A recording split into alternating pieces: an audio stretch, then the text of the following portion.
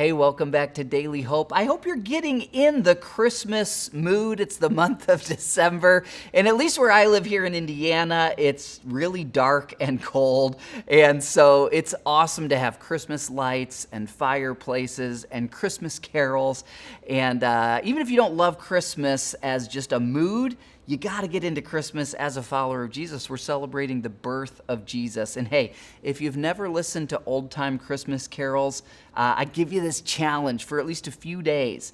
Whatever, app you use, Spotify or Pandora, or if you listen to an old school radio, find some Christmas carols. The lyrics in the Christmas carols are so rich. And of course, one of them is, "O little town of Bethlehem, how still we see thy light." And it goes on about Jesus being born in Bethlehem, which we saw was prophesied by the prophet Micah, but it not as romantic maybe as it might look in Christmas movies, the journey from Nazareth to Bethlehem. Also, Jesus being wrapped in these strips of cloth and then placed in a manger, maybe not as romantic as some of the little kids' Christmas plays we see on stages. Listen to verse 7 of Luke 2. Mary gave birth to her firstborn son.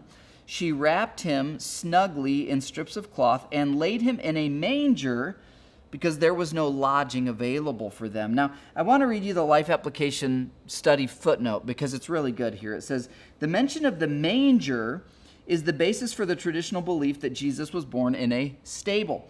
Stables were usually caves with stone feeding troughs carved into the rock wall. So the manger was, probably not when you see a Christmas play. It's always like, a few 2x4s and an X, and then it probably wasn't that. It was probably literally stone with some hay in it, carved into the rock wall. Despite popular Christmas cards, these surroundings were dingy, dark, and dirty. This was not the atmosphere the Jews expected as the birthplace of their Messiah King. They thought their promised Messiah would be born in royal surroundings. Isn't that what we would all pick? We should not limit God by our expectations.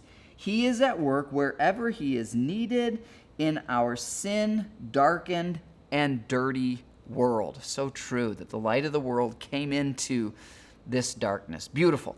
Let's express our gratitude to God today that he left the comforts of heaven, and earth would be a real downgrade no matter what, but then to be born into a working class family at a time where there was no modern medicine, there was no modern conveniences, and then to be born in most likely a cave stable and placed in the rock of a cave as a manger.